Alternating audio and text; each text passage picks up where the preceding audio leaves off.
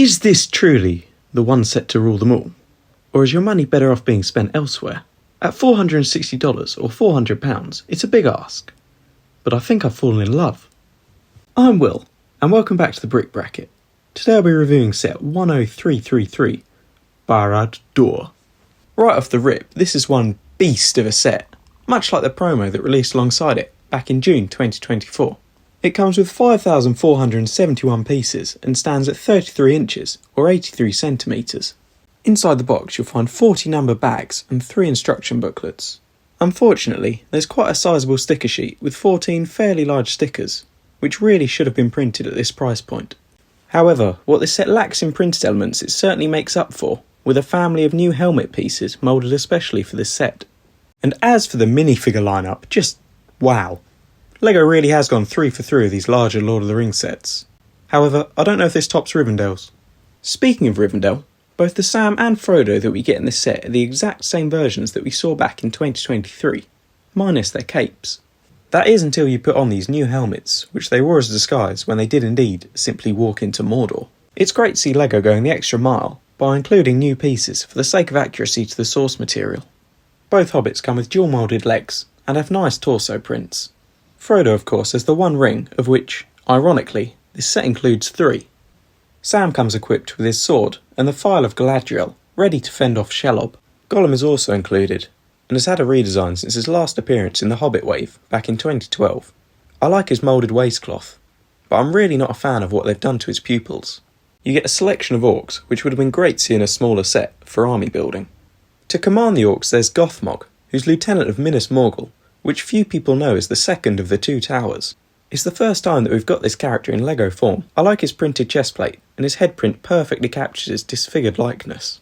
Second to last is the Mouth of Sauron, perhaps the most terrifying minifigure LEGO will ever make. We've seen this character before in the Battle for the Black Gate, releasing in 2013. While it's hard to spot, this version's seen some slight updates, like a new torso print and helmet mould. And finally, making his first appearance in this set, and in my opinion the best minifigure of the lot, the ruler of Mordor, Sauron. Being a standard minifigure, he's a lot shorter than his towering form seen at the start of Fellowship of the Ring, but I'd choose this over a brick-built version any day of the week. As for his design, LEGO have knocked it out of the park.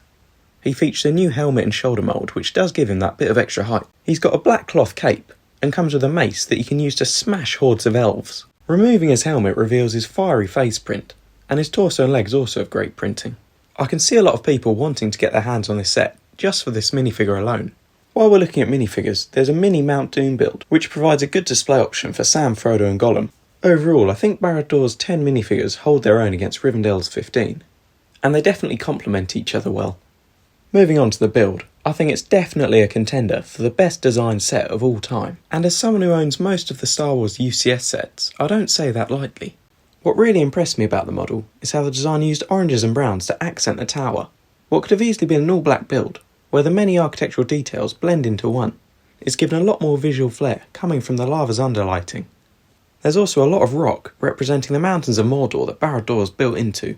Again, the grey and tan pieces provide excellent contrast to the black. Another reason that I'm glad they used other colours is I'm fed up with all black builds letting me know that I need to dust more often. Drop a like and subscribe if you too have a burning hatred for dust. As for the building experience, I actually found it really enjoyable and not at all repetitive. So much so that I built this set in one sitting, taking me just under 9 hours. Much like Rivendell, the flow of the build has great pacing, which is spread out across the 3 instruction booklets. In each one you make a modular section and its corresponding minifigures. These sections then slide together to build the tower. And if you're wondering, despite being nearly a metre tall, this thing has no stability issues, although I'd recommend separating the modules if you're going to move it. The set has an open back and full interior, which of course isn't to scale with the actual tower. Packing it with Easter eggs, the designers clearly took some creative liberties with the interior, because it's neither shown in the films nor described in the books. Each of the sections is mainly its own room, which I'll take a look at individually. The ground floor serves as the Orcs' armoury and dungeon, and reminds me of 2012's The Orc Forge, which is a set that I loved growing up. It's a really fun section, with a grindstone, anvil, bucket of water, and freshly forged armour. God only knows how long this poor prisoner has been here, who you can lower down into the lava. There's a small cave with a fish in it, where you can hide Gollum, and above it, a hidden compartment with a spider inside, referencing his mate Shelob. And perhaps the most satisfying play feature of the entire set is if you turn this dial, which blends in with the rockwork, you can open and close the front gates. The floor above it is the Orcs' dining room, where it looks like meat's back on the menu, boys.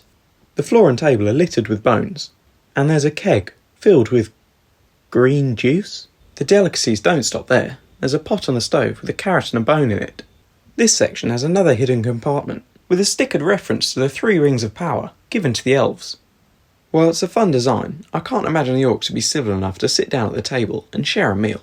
Above, you'll find a throne room, which is my favourite out of the 5 floors. It's much more dark and sinister than the playful dining room beneath. It features Sauron's banners and a cool spiked throne, which is built using these mech finger pieces that are found throughout the set. However, there's more to this section than meets the eye. If you pull on this knob at the front, the chair splits in half and the walls open up, making for an excellent play feature. Inside you'll find several stickers and Sauron's Palantir. This indestructible orb is built using a Lego crystal ball element and a head inside featuring 2 prints. Now this is really cool to see. One side shows the Shire on fire, a location that Lego released as a set the following year. On the other side, a burning white tree of Gondor. I really hope that this is foreshadowing for an upcoming Minas Tirith set. I'm dying for a Witch King minifigure. Please Lego, please. Above that is the mouth of Sauron's study, which is decorated with stickers. There's a portrait of his boss, and the same stickered mithril armour found in Rivendell. Behind the lectern there are scrolls, which are actually printed. Finally, the last floor is some kind of library, which uses plenty more stickers. There's a swivelling ladder, which reminds me of the stairs in the large Hogwarts castle set. You might have noticed that above is a light brick, which you can use to make the Eye of Sauron glow. It does an alright job, but you can only really see it in the dark. The eye itself was definitely one of the highlights of building this set. Using a lot of clever snot techniques, the light yellow mudguards and the orange and yellow trans pieces do an excellent job at capturing the flaming eye. Again, I love how the designer used a gradient of orange and brown pieces, rather than black, to make it look alight. Overall, Barad-dûr is a great display piece. That is if you can find the space to display it, with a fantastic minifigure lineup and an even better build. I'd recommend this to any LEGO or Lord of the Rings fan who is willing to fork out for it. As always, thanks for watching, and let me know your thoughts in the comments down below. And for more LEGO reviews, news and rankings, join me at the Brick Bracket.